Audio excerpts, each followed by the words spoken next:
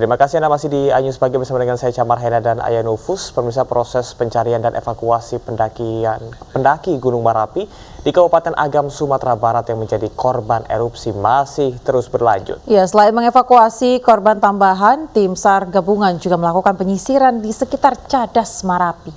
Ini lagi proses evakuasi.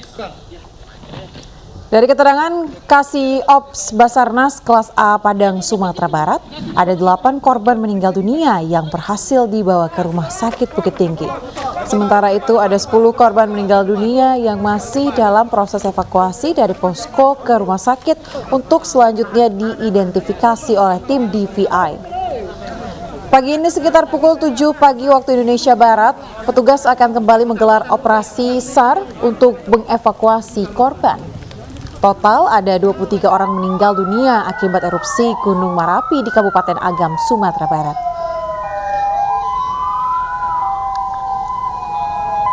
Kendala di lapangan hari ini adalah untuk kendala di lapangan selama proses berjalan. Pada saat tim kita melakukan evakuasi, Gunung Merapi mengeluarkan masih beraktivitas dan masih mengeluarkan erupsi, sehingga menghambat proses evakuasi bagi teman-teman kita yang di lapangan. Ada berapa jalur Pak untuk jalur evakuasi ini Pak? Untuk jalur yang digunakan untuk evakuasi ini ada 3. Yang pertama Sukaju 1 di pintu gerbang, dan yang ketiga ini yang kita pakai adalah jalur Trabas. Jalur Trabas ini untuk penyematan waktu dari 1 jam. Pemirsa, erupsi Gunung Marapi membawa cerita mendalam bagi korban yang selamat. Betapa dahsyatnya erupsi yang terjadi hingga mengakibatkan puluhan pendaki yang kala itu sedang mendaki Gunung Marapi menjadi korban.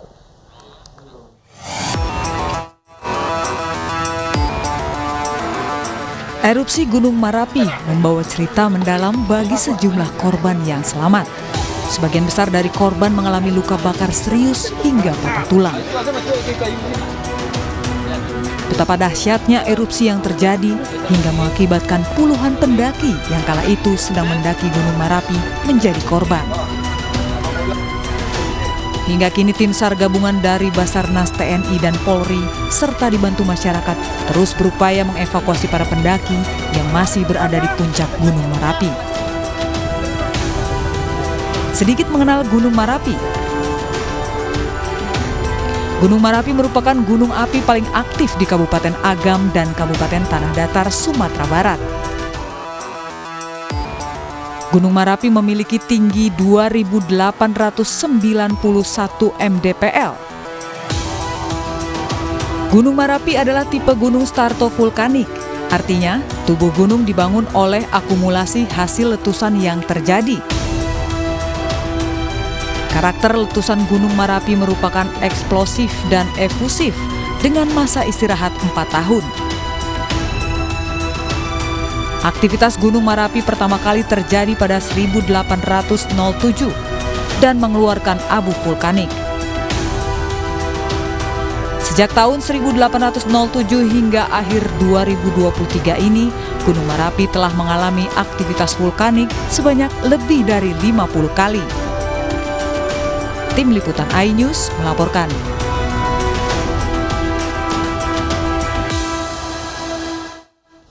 Sementara itu pemirsa, banjir bandang menerjang permukiman warga di Kecamatan Sukolilo, Kabupaten Pati, Jawa Tengah. Diduga banjir dipicu hujan deras yang mengguyur kawasan pegunungan Kendeng Utara pada Selasa sore.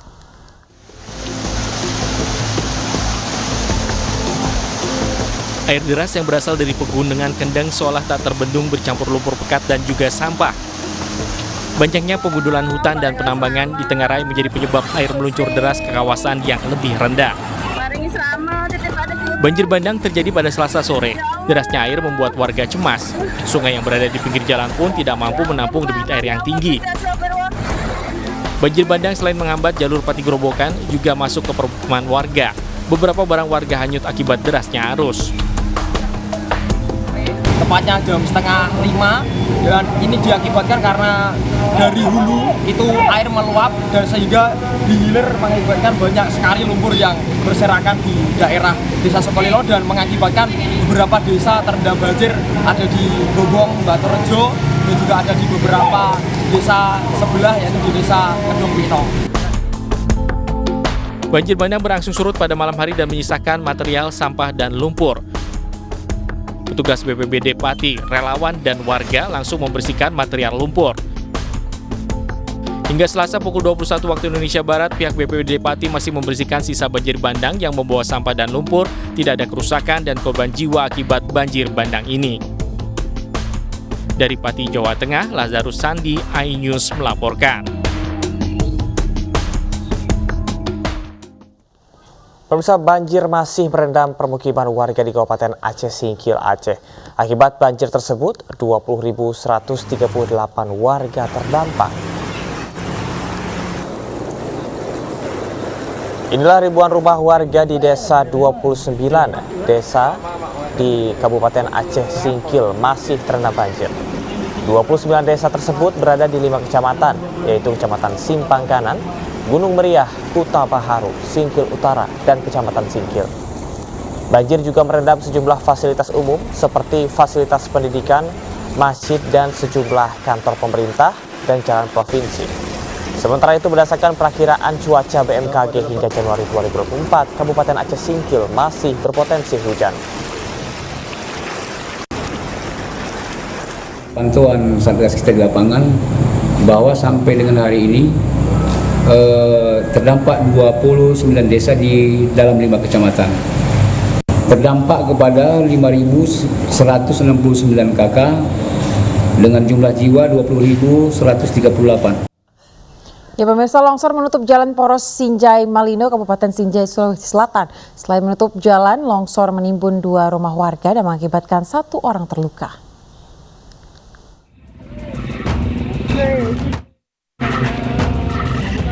Dua rumah warga di Jalan Poros Desa Bontolempang, Desa Arabika, Kecamatan Sinjai Barat, Kabupaten Sinjai, Sulawesi Selatan tertimbun longsor. Longsor juga menutup Jalan Poros Sinjai Malino, Kabupaten Goa hingga 30 meter. Beruntung, longsor ini tidak menimbulkan korban jiwa. Namun seorang warga harus dibawa ke rumah sakit karena terluka di kaki dan tangan saat longsor menerjang rumahnya. Sementara itu, untuk membuka jalan Poros Sinjai Malino yang tertimbun longsor, petugas menerjunkan alat berat. Warga berharap pihak terkait segera bisa membuka jalan yang tertimbun longsor karena mengganggu aktivitas warga. Ya, untuk harapannya kita sebagai warga Sinjai Barat mungkin akses dipercepat untuk pengerjaannya supaya akses kendaraan juga tidak terlalu lama terhambat. Jadi untuk sementara kami dari Satuan Lalu Lintas Polres Sinjai bersama-sama dengan pemerintah setempat melakukan pengamanan jalur, kemudian di pintu masuk arah ke Sinjai Barat kami lakukan penutupan sementara untuk arah ke Malino. Untuk jalur akses, bahwa ada jalur alternatif untuk melewati jalur longsoran sebelumnya, namun untuk kendaraan kecil saja. Terkait bencana ini, warga khawatir akan terjadinya longsor susulan, sementara polisi mengimbau agar warga tidak melintasi daerah tersebut. Dari Kabupaten Sinjai, Sulawesi Selatan, Bulan Sri Indramaya, iNews melaporkan. Terdakwa kasus perusakan bangunan di Sambas, Kalimantan Barat divonis bebas oleh Majelis Hakim Pengadilan Negeri Sambas. Majelis Hakim Pengadilan Negeri Sambas memutuskan terdakwa Kin Fong Hono alias Afong dinyatakan tidak bersalah dalam kasus perusakan bangunan di tanah milik neneknya sendiri. Majelis Hakim mengatakan kasus ini bukan kasus pidana mengingat bangunan yang dirusak oleh terdakwa Afong masih miliknya sendiri. Sementara itu, terdakwa Afong menyatakan ia hanya membongkar rumah karena sudah tidak layak huni. Afong merasa lega dan menerima putusan hakim yang menyatakan dirinya tidak bersalah dalam kasus ini. Kepada media ya yang selama ini dari awal selalu meliput ya kebenaran, keadilan itu pasti ada jalan. Terima kasih semua. Nah, saya sih menduga ini kemungkinan ada kaitannya juga ya. Saya ini semacam dikriminalisasi, kemungkinan ada kaitan dengan kasus-kasus lainnya. Karena memang saya sering mengurus hukum administrasi di sini dari tahun 2011. Urusan pertanahan sampai saya selesai sampai sekarang ini juga saya yang selalu mengurus ini. Baru kali ini saya mendapat kasus konflik dengan hukum yang menurut saya ini sangat dipaksakan sekali. Ya pemirsa, Ketua KPK nonaktif Firly Bahuri bungkam usai 2 jam diperiksa oleh Dewan Pengawas KPK terkait dugaan pelanggaran kode etik pertemuannya dengan mantan Menteri Syahrul Yassin Limpo. Di waktu yang sama, penyidik Ditkrimsus Polda Metro Jaya menggeledah unit apartemen milik Firly di kawasan Dharma Wangsa, Jakarta Selatan.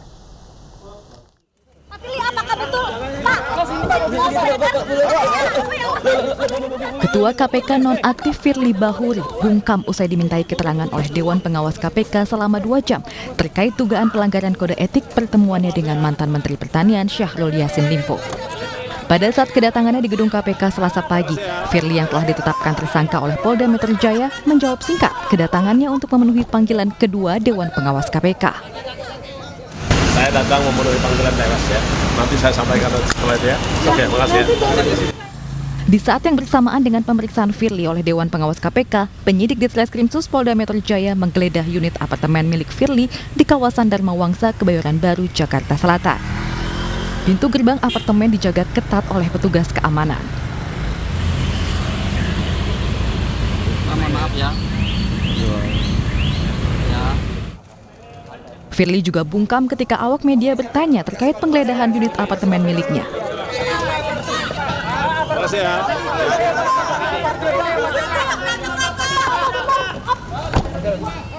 Firly sekedar melambaikan tangan. Firly Bahuri ditetapkan tersangka kasus dugaan pemerasan terhadap Syahrul Yassin Limpo. Firly telah diperiksa sebagai tersangka, namun hingga kini dirinya belum ditahan. Dari Jakarta dan Helmi Sajumbati, iNews melaporkan. Penggantian Ketua KPK dari Firly Bahuri kepada Nawawi Pomolango dinilai cacat hukum Guru Besar Ilmu Hukum Universitas Padjadjaran. Presiden semestinya mengajukan terlebih dahulu calon anggota pengganti Ketua KPK kepada Dewan Perwakilan Rakyat Republik Indonesia. Hal tersebut dibahas dalam forum diskusi Lembaga Studi Anti Korupsi (LSAK) tentang mekanisme pergantian pimpinan KPK. Guru Besar Ilmu Hukum Universitas Padjadjaran, Romli Atma Sasmita, menjelaskan dalam aturan pasal 32 dan 33 Undang-Undang Nomor 19 Tahun 2019 tentang KPK disebutkan dalam hal terjadi kekosongan pimpinan Komisi Pemberantasan Korupsi atau KPK, Presiden Republik Indonesia mengajukan calon anggota pengganti kepada Dewan Perwakilan Rakyat Republik Indonesia atau DPR RI. Penggantian Ketua KPK saat ini cacat hukum karena menggunakan Perpu Nomor 1 Tahun 2015. Presiden tidak menggunakan ketentuan tata cara pergantian seperti yang dimaksud dalam undang-undang yang terakhir sesuai dengan azas tadi, ya kan, lex posteriori derogat lege generali. Undang-undang kemudian menyampingkan undang-undang yang terdahulu, apalagi bertentangan isinya. Nggak bertentangan, jadi bisa dikesampingkan.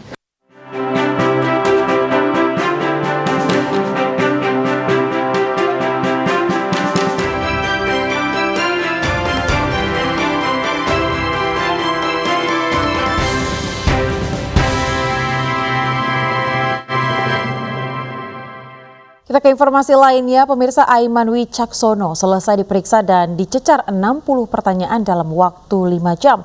Kasus Aiman ini mengandung banyak kejanggalan karena ia dilaporkan atas tuduhan menyampaikan pernyataan bermuatan sara.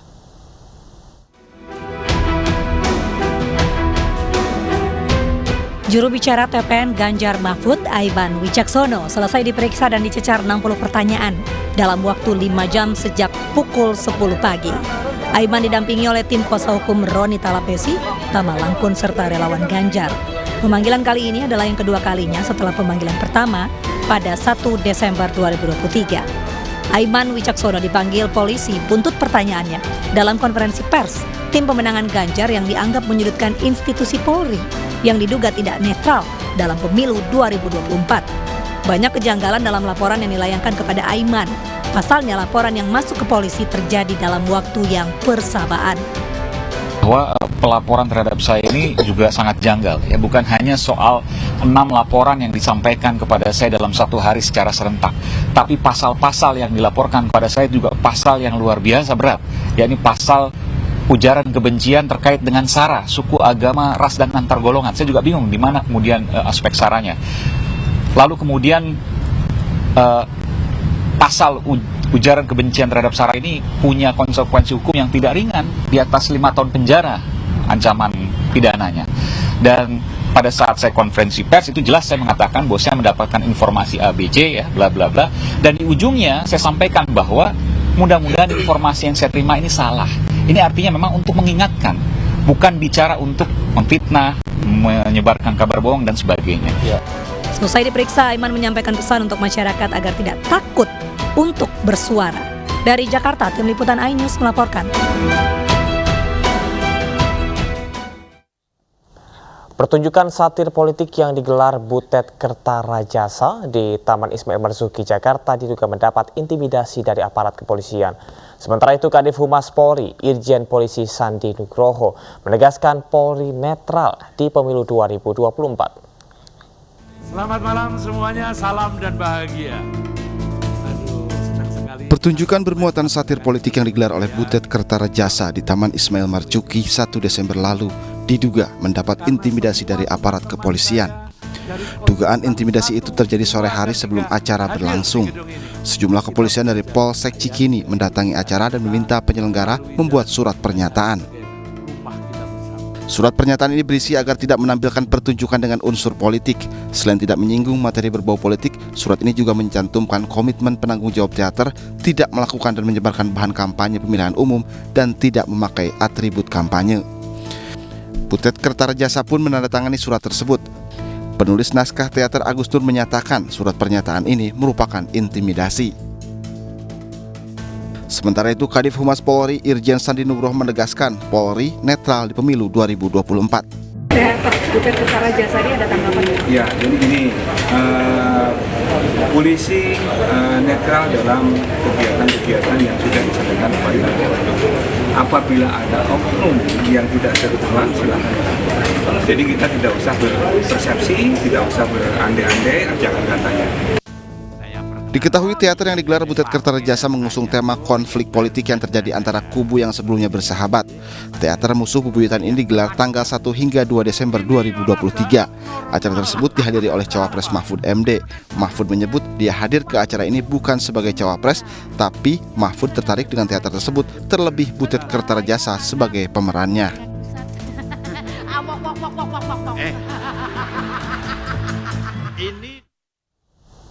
Pemirsa, keraguan bahwa kepolisian akan bersikap netral selama pemilu 2024 mencuat dalam rapat dengar pendapat DPR. DPR siap bentuk panja untuk memastikan kenetralan polisi dalam pemilu 2024. Keraguan tersebut muncul di tengah isu tak sedap dugaan keberpihakan Polri pada salah satu pasangan Pilpres.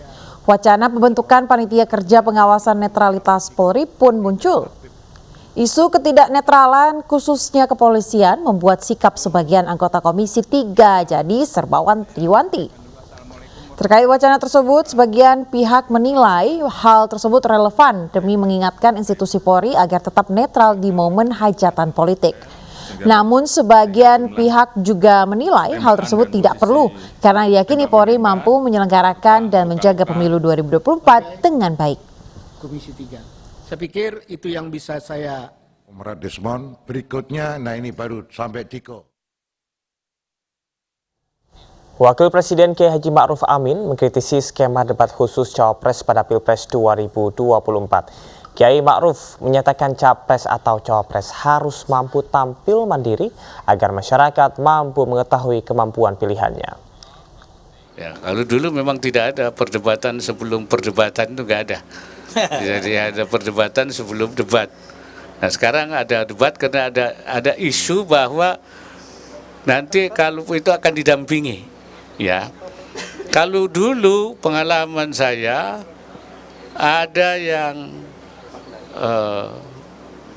bareng capres dengan cawapres, ada yang capres sendiri tanpa didampingi wapres, ada yang wapres sendiri tanpa didampingi capres. Itu saya kira dulu begitu. Nah mestinya seperti itu. Kalau misalnya 3 capres, 2 capres, mestinya 2 capres sendiri, 2 wapres sendiri, 1 bareng capres dengan wapres misalnya. Itu mungkin lebih elok ya. Ya, pemirsa, fokus menyiapkan saksi di tempat pemilihan suara caleg DPR RI Dapil 6 Jawa Tengah Partai Perindo, Susaningtyas Nevo Handayani Kertopati menggelar rapat rekruter dan saksi.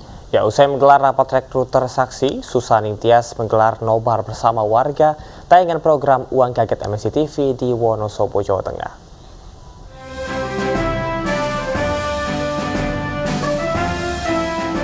Caleg DPR RI Dapil 6 Jawa Tengah Partai Perindo Susaningtyas Nevo Handayani Kertopati menggelar rapat rekruter dan saksi di Kabupaten Purworejo, Jawa Tengah.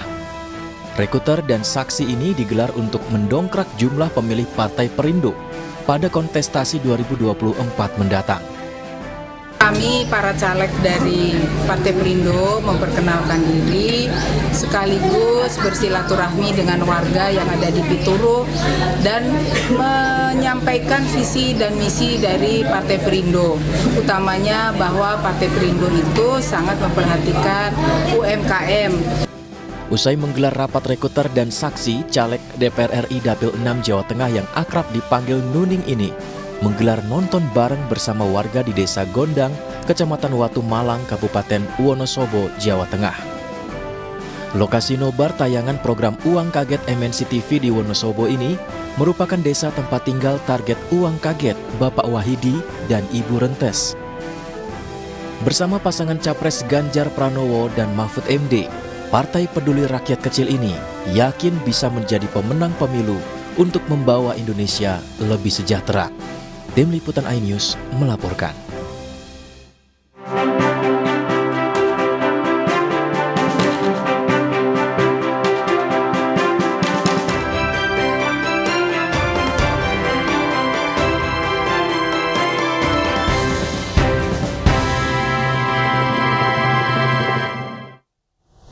Pemirsa, TNI Angkatan Laut memperingati Hari Armada ke-78 di Kompleks Satuan Kormada 1 Pondok Dayung, Jakarta Utara. Ya, serangkaian demo dilakukan mulai gelar pasukan pemirsa hingga pengerahan semua armada dalam menangani serangan musuh.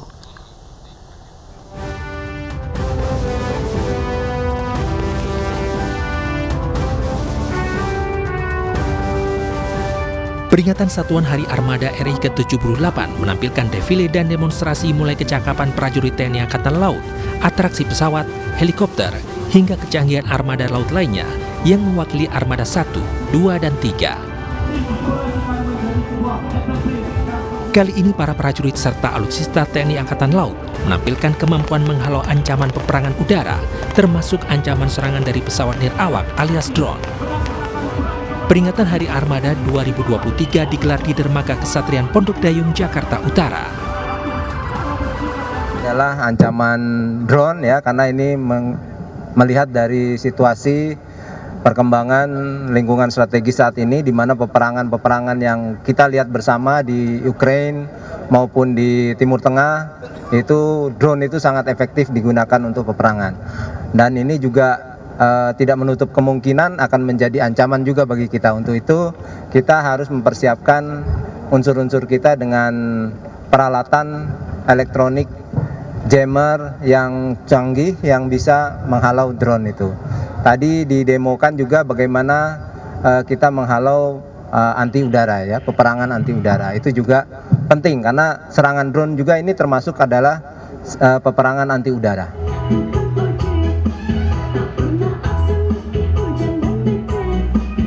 Puncak perayaan Armada tahun ini berlangsung meriah dengan menggelar berbagai hiburan serta panggung prajurit. Dari Jakarta, Rizky Ihwal, iNews melaporkan.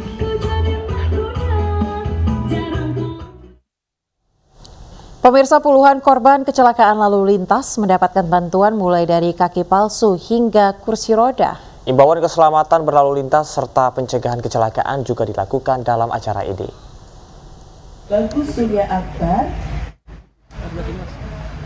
Salah seorang korban kecelakaan yang merupakan pelajar sekolah dasar tak dapat menyembunyikan rasa bahagia karena mendapatkan bantuan kaki palsu.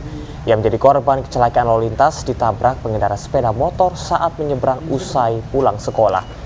Akibatnya, ia terluka parah di kaki hingga harus diamputasi. Puluhan korban kecelakaan lainnya juga mendapatkan bantuan baik kaki palsu maupun kursi roda agar memudahkan dalam beraktivitas. Edukasi keselamatan juga dilakukan kepada masyarakat karena kecelakaan lalu lintas mencapai peringkat ketiga terparah setelah kasus HIV, AIDS, dan TBC.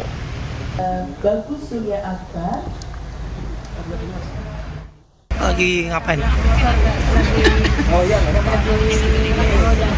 Oh jajan, tabrak motor. Oh.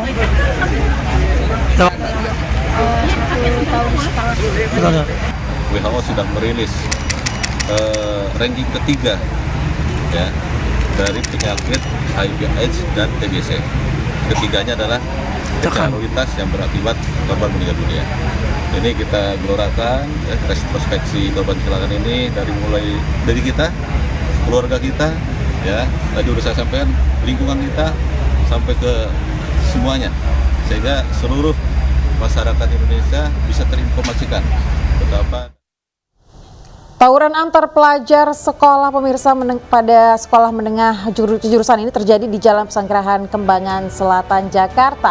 Informasi selengkapnya tetaplah bersama kami di iNews Pagi.